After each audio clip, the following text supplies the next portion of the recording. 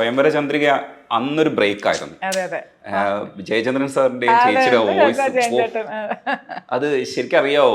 ആ ഒരു കാലം എനിക്ക് തോന്നുന്നു അപ്പോഴേ എന്തായിരുന്നു ശ്വേത, എത്രയായിരുന്നു പ്രായം? 10th സ്റ്റാൻഡേർഡോളം. അതൊരു ഭയങ്കര ഒരു ഹിറ്റായിരുന്നു. എന്നുവെച്ചാല് നമുക്കിപ്പോഴും വെസ്റ്റേൺ വിത്ത് സ്ട്രോങ് മെലഡി. അതെ പാട്ടിന്റെ അതിന്റെ ഒരു ആ പിച്ചിങ് ഒക്കെ ഇല്ലേ തുടക്കം, നമുക്കൊന്നും നമ്മളൊക്കെ ഇങ്ങനെ ബാത്റൂമിൽ അനുകരിച്ച് നോക്കുമല്ലോ ചില പാട്ടുകൾ, അപ്പൊ അതങ്ങനെ വീഴില്ല അവിടെ. മനസ്സിലായോ? സ്വയം അങ്ങനെയല്ല, തുടങ്ങുന്ന ലൈൻ തന്നെ നമ്മൾ വിചാരിക്കുന്ന ഈസി ആയിട്ടാണ്, നമ്മളത് പാടി നോക്കുമ്പോഴാണ് നമുക്ക് മനസ്സിലാവുന്ന അയ്യോ ഇത് നമ്മൾ ഉദ്ദേശിച്ച സംഗതിയല്ല ദീപക് ചെയ്തേക്കുന്നതെന്ന് വിചാരിക്കില്ലേ. അത് ഭയങ്കര രസമായിരുന്നു. ദീപക് എങ്ങനെയായിരുന്നു? കാരണം അന്ന് വന്നതിൽ ഇപ്പോൾ ബിജി പാൽ വരെ ഒരു ഗണത്തിലെടുത്താൽ ദീപക് ദേവ് വേറൊരു ഗണത്തിലുള്ള ഒരാളാണ്. പുതിയതിനെ കുറച്ചുകൂടെ ചേർത്ത് വെച്ചിട്ട് ആയിരുന്നു ചെയ്തുകൊണ്ടിരുന്നത്. അപ്പോൾ പുതുതലമുറക്കാർക്കെല്ലാം ദീപകിനെ കണ്ടാണ് അവരൊക്കെ പഠിച്ചേക്കണം. അപ്പോൾ ഇന്നുള്ള പലരും ദീപക് ദേവിനെ കണ്ടിട്ടാണ് പഠിച്ചേക്കുന്നത്. ഈ സുഷിൻ ശ്യാംവര ദീപക് ദേവ് സ്കൂളിൽ നിന്ന് ഇങ്ങോട്ട് വന്ന ആൾക്കാർ എത്രയോ കണ്ടേക്കണോ ദീപു ചേട്ടന്റെ സ്റ്റുഡിയോയില്. അതെ, ഇങ്ങനെ മൂലക്ക് ഇങ്ങനെ കിടക്കും. അതുകൊണ്ട് ഇപ്പോഴും സുഷിന്റെ അടുത്ത്, സുഷിൻ ഇപ്പൊ കണ്ണിൽ വിടരും ആ പാട്ടിനൊക്കെ വിളിച്ചപ്പോ ഞാൻ സുഷിനെ വലിയ music but he's amazing. Sushin also is amazing. So ദീപകിനെ കുറിച്ച് പറയൂ. ദീപക് എങ്ങനെയായിരുന്നു? അച്ചി പറഞ്ഞ പോലെ തന്നെ ദീപു ചേട്ടന് എത്ര നന്ദി പറഞ്ഞാലും മതിയാവില്ല. കാരണം ഫസ്റ്റ് സോങ് എന്ന് പറയണത് ഒരു സിംഗർ, ഒരു ബഡ്ഡിങ് സിംഗറിന് നമ്മളിങ്ങനെ പല ഡ്രീംസ് ഇങ്ങനെ വെച്ചുകൊണ്ട് പാടുകയാണ്. അപ്പോൾ അത്രയും വലിയൊരു കമ്പോസറാണ്, ഒരു ഇതും വെക്കാതെ, ഒരു വെയിറ്റ് ഒന്നും ഇടാതെ ഇത്ര സ്വീറ്റ് ആയിട്ടാണ് എന്നെ റെക്കോർഡ് ചെയ്തത്. എനിക്കറിയാം, എനിക്കൊരു കാതുണ്ടല്ലോ, നമുക്കൊരു കാതുണ്ടല്ലോ, നമ്മള് ആ ക്വാളിറ്റി കാതിലുണ്ട്. പക്ഷെ നമ്മൾ പാടുമ്പോ ആ ഒരു എത്തുന്നില്ലാന്ന് എനിക്ക് തന്നെ അറിയാം. സോ നമ്മൾ റെക്കോർഡ് ചെയ്യുമ്പോൾ അത് തിരിച്ചെടുക്കുമ്പോൾ ദീപു ചേട്ടൻ എത്രത്തോളം സ്വീറ്റ് ആയിട്ട് പേഷ്യൻ്റ് ആയിട്ട് റെക്കോർഡ് ചെയ്ത് അത് ഭയങ്കര സന്തോഷമായിരുന്നു ദീപു ചേട്ടന്. കാരണം അമ്മേനെ ഭയങ്കര ഫാനാണ് ദീപു ചേട്ടൻ. ദീപുവിന്റെ ഫസ്റ്റ് സോങ് ഞങ്ങളാണ് പാടിയത്. സ്വയംവര ചന്ദ്രിക ഫസ്റ്റ് സോങ്. അതെ, ആ പടത്തിലാണ് വരുന്നത്. ദീപു ശിലയിൽ നിന്നും അത് രണ്ടും. അപ്പൊ ദീപുന്റെ അത് കഴിഞ്ഞ് ദീപു ചേട്ടന്റെ ഫസ്റ്റ് മൂവി അത്. അതെ, അത് കഴിഞ്ഞ് ശ്വേതയെ ഇൻട്രൊഡ്യൂസ് ചെയ്യണമെന്ന് പറയുമ്പോ ദീപുവിന് ഭയങ്കര സന്തോഷമായിരുന്നു. അപ്പൊ അമ്മേനെ വിളിച്ച് ചേച്ചി വരുന്നോ റെക്കോർഡിങ് കാണാന്നൊക്കെ പറഞ്ഞ് ഞാൻ അറിയാതെ അമ്മേനെ കൊണ്ടുവന്ന് അമ്മ കുനിഞ്ഞു വന്ന് കേട്ട് ആ ബൂത്തിന്റെ ഉള്ളി സൈഡിൽ കൂടെ ഞാൻ കുഞ്ഞു ഉള്ളി പോയിരുന്നു. അതേപോലെ തന്നെ സുന്ദരി ഒന്ന് പറയൂ കഴിഞ്ഞിട്ട് അതേപോലെ തന്നെ എൻ്റെ ജീവിതത്തിൽ ഒരു വളരെ സ്പെഷ്യൽ ഒരു സോങ് ആണ് ആരോ നീ ആരോ. കാരണം ദാസമ്മാമയുടെ കൂടെ ഒരു ഡുവറ്റ് എന്ന് പറയുന്നത് എൻ്റെ കരിയറിൽ അതൊരു വലിയൊരു സംഭവമാണ്. സോ അത് ദീപു ചേട്ടന്റെ മ്യൂസിക്കില് ദീപു ചേട്ടൻ എനിക്കൊരു ഗിഫ്റ്റ് തന്ന പോലെ ഒരു സോങ് ആണത്. ഇത്ര ബ്യൂട്ടിഫുൾ ആയിട്ടൊരു സോങ്. അലക്സ് പോളിന്റെ സുന്ദരിയെ ചെമ്പകമലരെ ശ്വേതയല്ലേ പാടി? അതെ അതെ, അത് വേറൊരു പാട്ടാണ്. സുന്ദരിയെ ചെമ്പകമലരെ,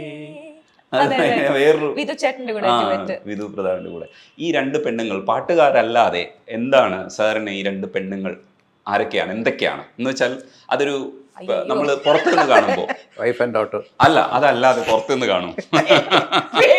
തഗ് പറയാൻ പറഞ്ഞില്ല. തഗ് അല്ലാതെ എന്ത് പറയും? ഈ രണ്ട് പെണ്ണുങ്ങളെ കുറിച്ചുള്ള നമ്മുടെ അഭിപ്രായം, ഓരോ പുറത്ത് നിന്നിട്ടുള്ള ഒരു ഒബ്സർവേഷൻ. ഞാൻ പറയുന്നത് നല്ല ആൾക്കാരാണ്. നല്ല ആൾക്കാർ വീട്ടില് അതിനകത്തൊരു സ്ട്രെസ് ഉണ്ട്. മിക്ക സമയത്തും വീട്ടിലില്ല കേട്ടോ. എന്തോ ഭാഗ്യം നിങ്ങൾ എന്നെ കണ്ടത്. അപ്പോൾ ഞാൻ because I M A sportsman. രാവിലെ കളിക്കാൻ പോകുന്നത് കഴിഞ്ഞ് വരും. പിന്നെ ഞാൻ വൈകുന്നേരം എൻ്റെ മ്യൂസിക് ഉണ്ട്. ഞാൻ പല സ്ഥലത്തും ചെറിയ ചെറിയ ഫങ്ഷൻസിലൊക്കെ പാടുന്നുണ്ട്. അതൊക്കെ ഉണ്ട്. അതൊക്കെ പോണ്ട് പ്രാക്ടീസ് ചെയ്യേണ്ടതെന്ന് ചോദിച്ചാൽ അതും ഉണ്ട്. ഓൺലൈൻ പ്രാക്ടീസ് ഉണ്ട്. House visits for the elderly, palliative, അങ്ങനത്തെ ചില നല്ല ഫുൾ ടൈം ഹോസ്പിറ്റൽ വർക്കൊക്കെ നിർത്തി ആ കോവിഡ് അടിച്ചതിന് ശേഷം എൻ്റെ ക്ലിനിക്ക്, എൻ്റെ നഴ്സിംഗ് ഹോമൊക്കെ ക്ലോസ് ചെയ്തു. ഇപ്പോൾ only online and going to see my patients, old patients who wants me. അവരെ മാത്രം പോയി കാണും. പുതിയ പേഷ്യൻസിനെ ആരും നോക്കുന്നില്ല. അപ്പോൾ അങ്ങനെ കുറച്ച് ഫ്രീ ടൈം ആയതുകൊണ്ട് enough time for my sports and music. അപ്പോൾ അത് which I enjoy at this part of my life. Because 70+ ആയി.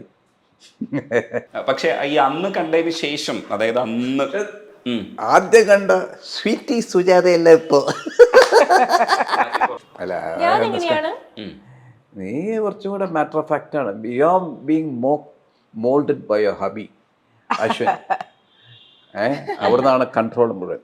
അയ്യോ, കൺട്രോൾ എന്നാണോ പറയണ്ടേ? ഇൻസ്പിറേഷൻ.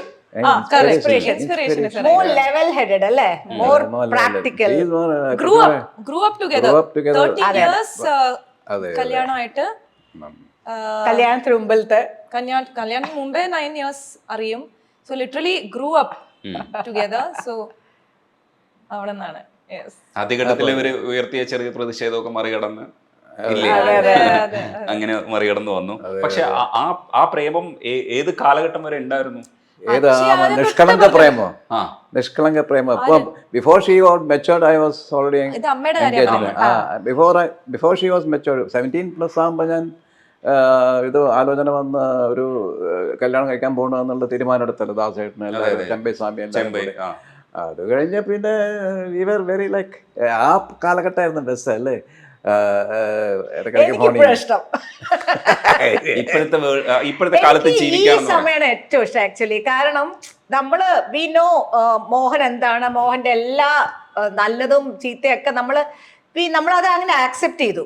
എന്നെ മോഹൻ ആക്സെപ്റ്റ് ചെയ്തു. ഇതൊക്കെയാണ് അയാൾ ആ സമയമാകുമ്പോൾ വിട്ട് ജസ്റ്റ് ലീവ്. പണ്ടൊക്കെ തിരിച്ച് വഴക്കൊടിക്കാൻ നിൽക്കും. എന്തെങ്കിലും ഒന്ന് വഴക്കൊരുമ്പോഴേക്കും ആഹാ അങ്ങനെ ഞാൻ വിടില്ല ഞാനും തിരിച്ച്. അപ്പൊ ഇപ്പൊ നമ്മൾ നമുക്ക് ഇപ്പൊ തമ്മിൽ അറിയാം, ഒരു ഏതുവരെയും പോവും. അപ്പൊ അങ്ങനെ വിട്ടുകളയും. ഓക്കെ, ഇതാണ്. But I think this is എനിക്ക് for me this is the best period of my life എന്നാണ് എനിക്ക്. ഈ കുഞ്ഞു വന്നതിന് ശേഷം ചേച്ചിക്ക് ഭയങ്കര രസമായിട്ട് അത് എക്സ്പ്ലോർ ചെയ്യാൻ കഴിഞ്ഞു എന്ന് ചേച്ചി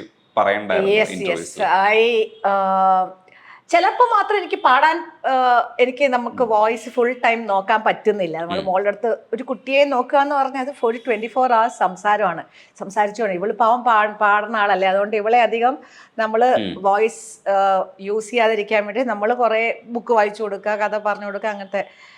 അപ്പോൾ ചിലപ്പോൾ എനിക്ക് തോന്നും അയ്യോ എനിക്ക് പാടാൻ എനിക്ക് വോയിസ് ഒക്കെ നോക്കണ്ടേ എന്നുള്ളത് ചിലപ്പോൾ തോന്നും. പക്ഷെ അല്ലാത്ത സമയത്ത് ദൈവം ഇത്രയും ഒരു ബ്ലെസ്സിങ്. ഒരു ശരിക്കും ഞാൻ ഇതിനു മുമ്പേ പറഞ്ഞോണ്ട് മെജിഷ്യൻ, നമുക്കൊരു മാജിക് നമ്മുടെ അടുത്ത് നിൽക്കുകയാണ്.